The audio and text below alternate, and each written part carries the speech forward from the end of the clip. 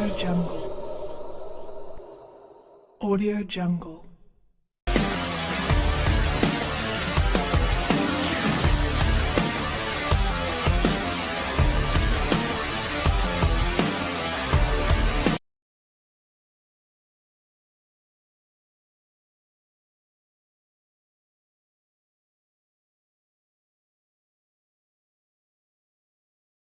Berkati Tuhan, marilah kita berdiri, kita memulaikan ibadah kita dengan menyanyi dalam Kidung Jemaat nomor 1, Haleluya Pujilah.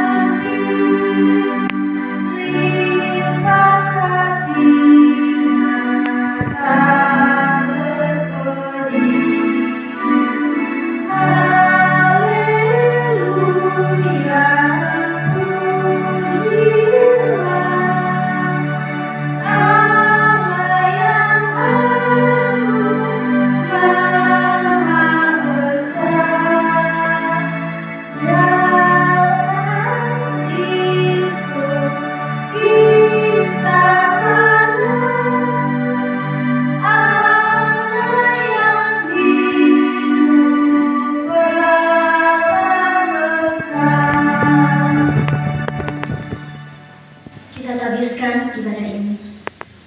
Pertolongan kepada kita adalah dalam nama Tuhan yang menjadikan langit dan bumi, yang tetap setia untuk selama-lamanya dan tidak pernah meninggalkan perbuatan tangannya. Amin. Jemaat dipersilakan berdiri.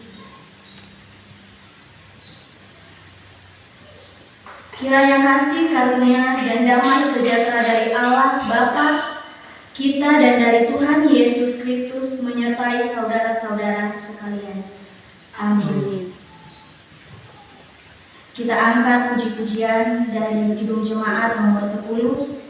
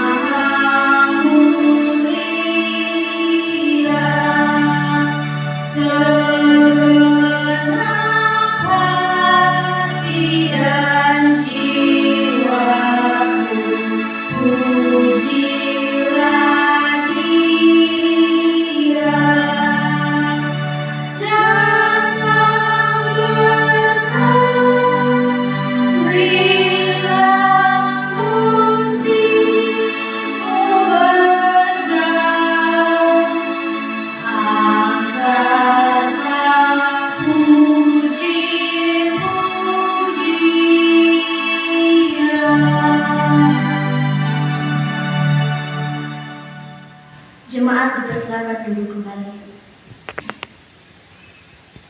Jemaat yang dikasihi Yesus Kristus, baptisan anak-anak adalah sah menurut kesaksian Alkitab.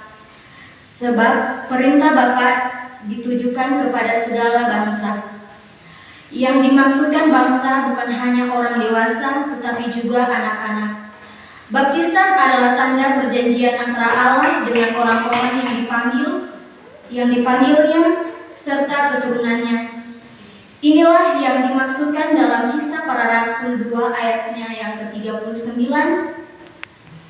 Sebab bagi kamulah janji itu, dan bagi anak-anakmu, dan bagi orang yang masih jauh, yaitu sebanyak yang dipanggil oleh Tuhan Allah kita. Baptisan adalah pengganti sunat sebagai tanda perjanjian. Kebanyakan berita Alkitab tentang pelayanan baptisan menyaksikan tentang baptisan keluarga atau baptisan anak yang mendapatkan pelayanan baptisan. Peristiwa air bah di mana Nuh dan seisi rumahnya diselamatkan menurut 1 Petrus 3 ayat 18 hingga ayat yang ke-22, bagi kita dikiaskan dengan baptisan yang dimaksudnya bukan untuk membersihkan kenajisan jasmani, melainkan untuk memohonkan hati nurani yang baik kepada Allah di dalam terkandung makna sebagai kiasan keselamatan berlaku bagi keluarga termasuk anak-anak. Perintah baptisan terutama diberikan supaya dilakukan dalam nama Allah Bapa, Anak, dan Roh Kudus. Perhatikanlah bahwa yang dipersoalkan bukan cara, entah curah, percik, selang, tetapi dalam nama Allah. Dibaptiskan dalam nama Anak memateraikan kepada kita bahwa Yesus Kristus menyucikan anak-anak maupun orang dewasa oleh darahnya dari segala dosa, dan memasukkan ke dalam persekutuan kematiannya dan kebangkitannya, supaya sama seperti Kristus telah dibangkitkan dari antara orang mati, demikian juga kita memperoleh hidup. Dan dibaptiskan dalam nama Roh Kudus memeteraikan kepada kita bahwa Roh Kudus hendak diam di dalam hati kita dan anak-anak kita, agar kita berakar serta berdasarkan pada kasih. Kita sambut dengan menyanyi dari Kidung Jemaat nomor 304, Pandang ya Bapa dalam rahmat.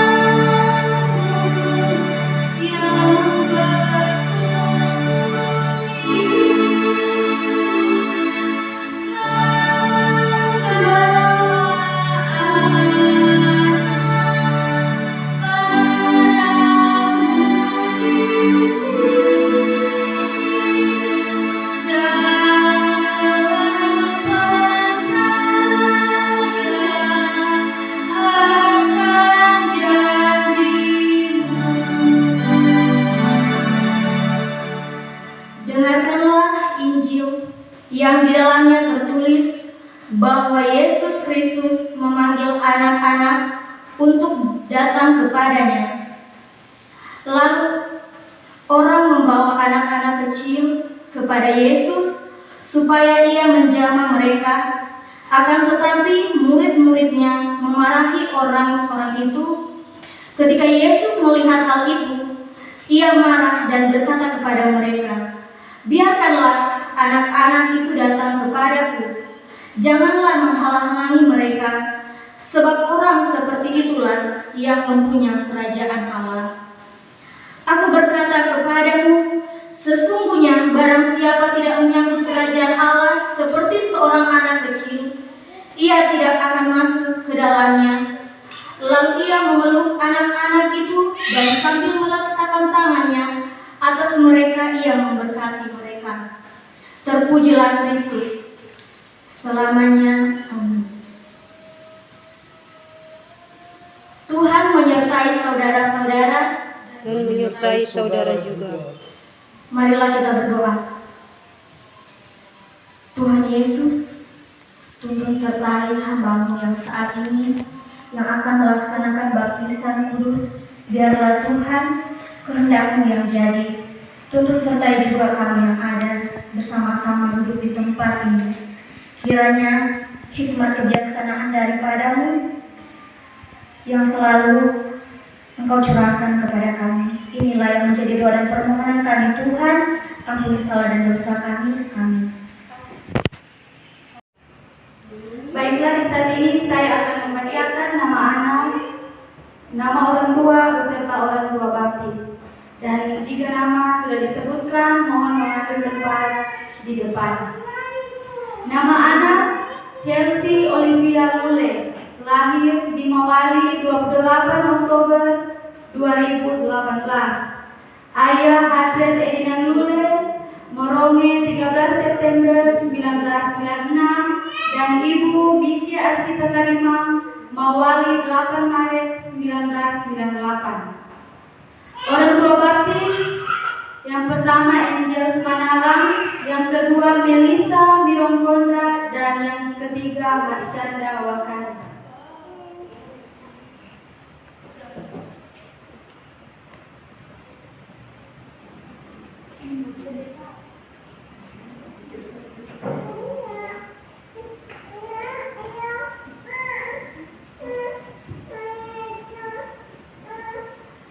Saudara-saudara yang terkasih dalam Yesus Kristus, saudara-saudara telah mendengar bahwa baptisan kudus telah ditetapkan oleh Yesus Kristus sebagai tanda dan materai dari suatu perjanjian baru oleh Allah dengan kita dan anak-anak kita.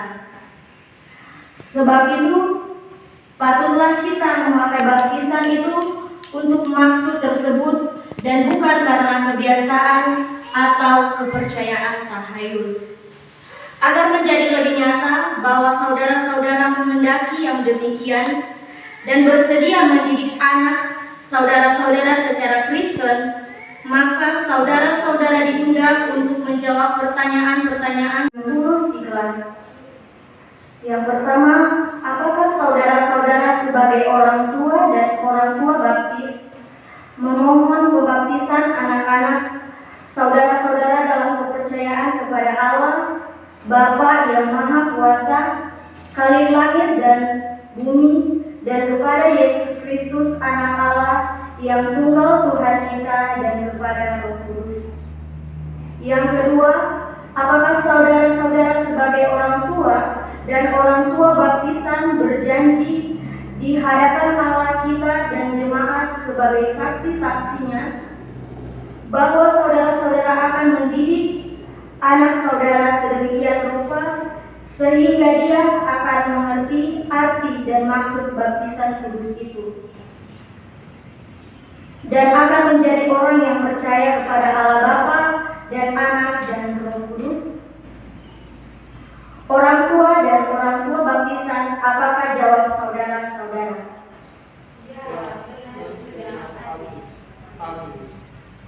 Kita angkat suatu pujian, Kidung Jemaat, Pandang ya Bapa dalam rahmat-Mu.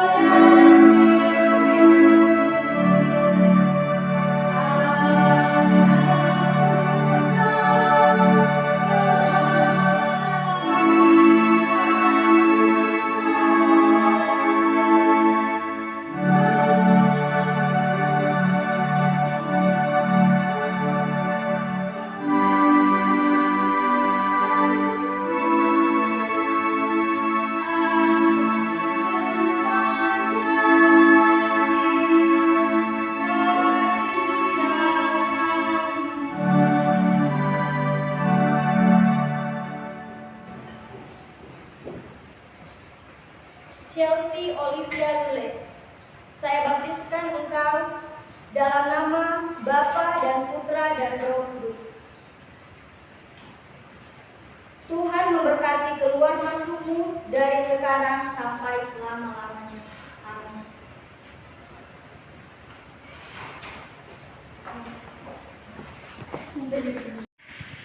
Kita masuk dalam pembacaan Alkitab kita di pagi hari ini.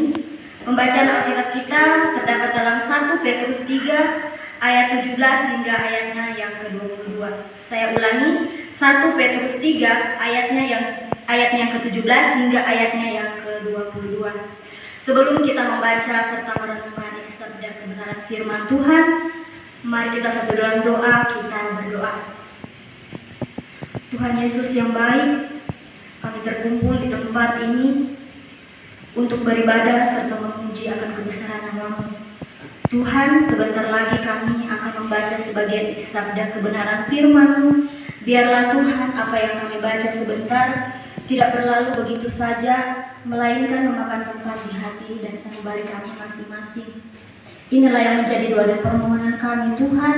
Hanya di dalam nama-Mu kami sudah berdoa. Amin.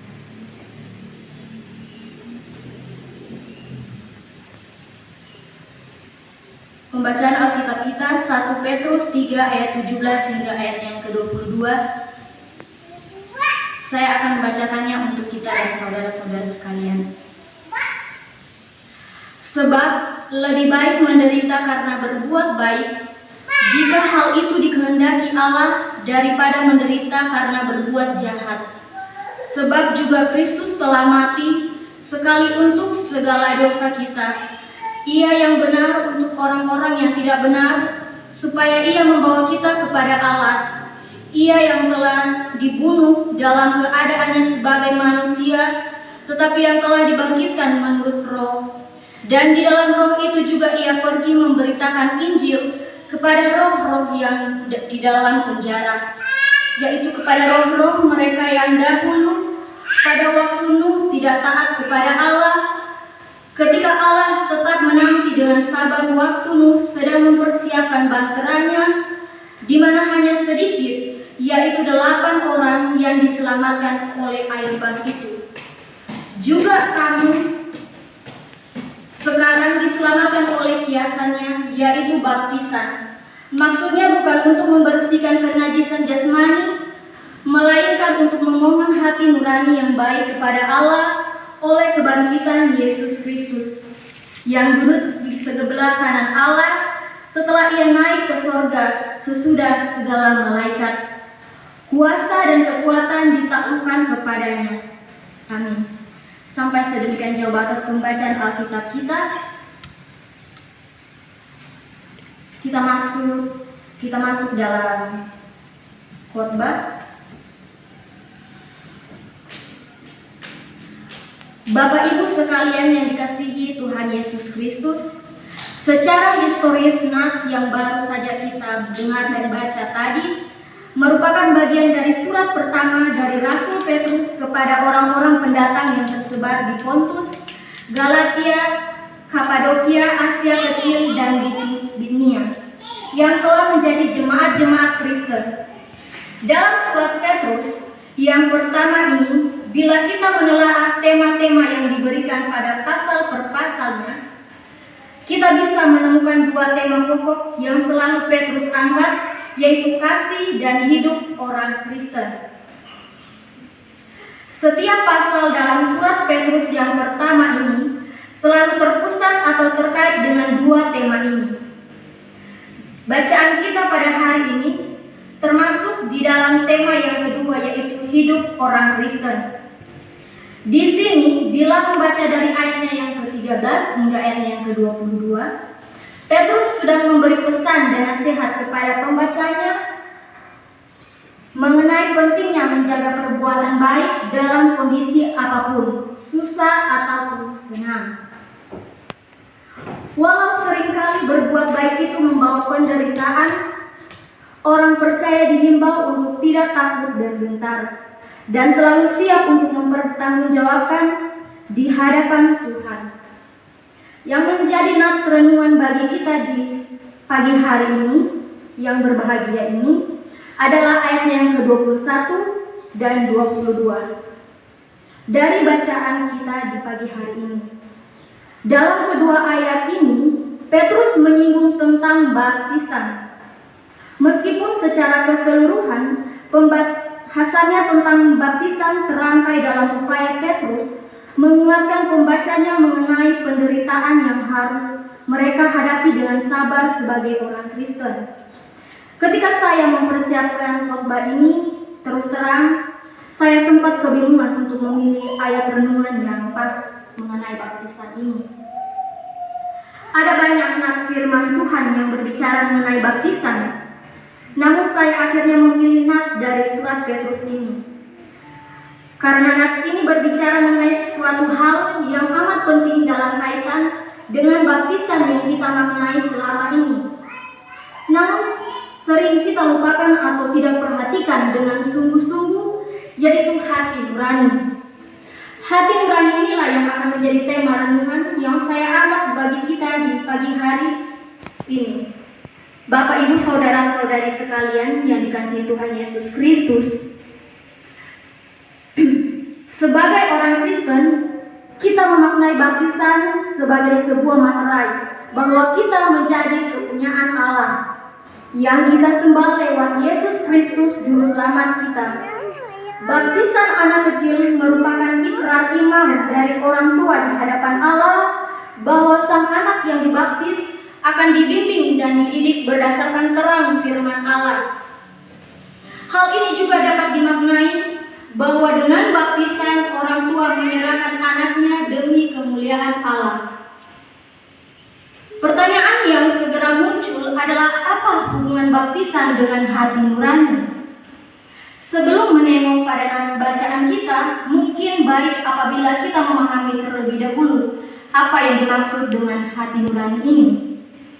Nah, di sini menurut seorang guru filsafat moral asal Belanda bernama Kees Birtins, hati nurani dimaknai sebagai suatu instansi atau suatu atribut atau bagian dari diri kita yang mengawasi, menilai, dan mendorong perbuatan kita secara langsung. Dalam kalimat lain, hati nurani adalah pendorongan bagi kita untuk berbuat baik dan sekaligus juga menjadi pengawasan dan pencegah bagi kita untuk berbuat tidak baik. Setiap kita manusia pasti memiliki hati nurani karena hati nurani sudah ada sejak kita lahir. Sebagai contoh, apabila kita hendak melakukan atau mengatakan sesuatu yang tidak baik terhadap sesama kita, ada bagian tertentu dalam diri kita yang mengatakan jangan. Dan sebaliknya, apabila kita melihat sesama kita berada dalam kesusahan atau penderitaan, ada bagian tertentu dalam diri kita yang mendorong kita untuk membantu. Mengakhiri khotbah ini, ada suatu pertanyaan bagi kita semua, khususnya kedua orang tua dan keluarga dari anak baptis, yang bisa kita pakai untuk merefleksikan. Setiap kita manusia pasti memiliki hati nurani karena hati nurani sudah ada sejak kita lahir. Sebagai orang Kristen, hati nurani kita lah yang akan membedakan kita dengan sisa dunia ini. Dan hati nurani yang baik itu hanya bisa kita dapatkan dari Allah dan firman-firman-Nya. Amin. Untuk mengakhiri ibadah kita di pagi hari ini, kita sambut dengan nyanyian Kidung Jemaat nomor 407, Tuhan Kau Gembalaku.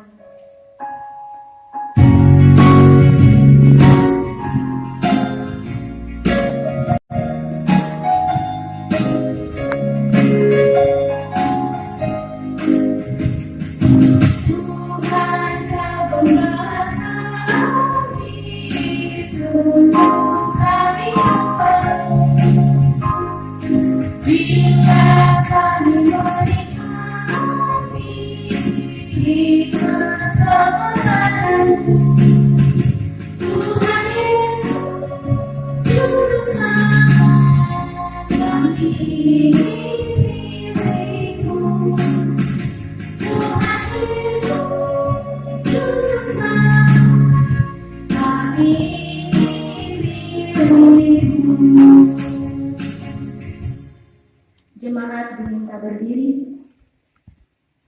kita menerima berkat.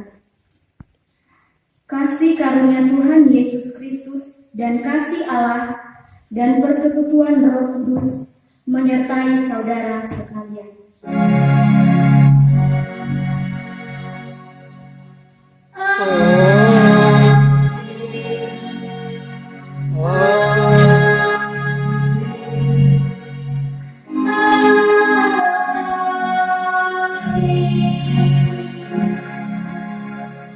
Silakan duduk kembali untuk bersaat teduh.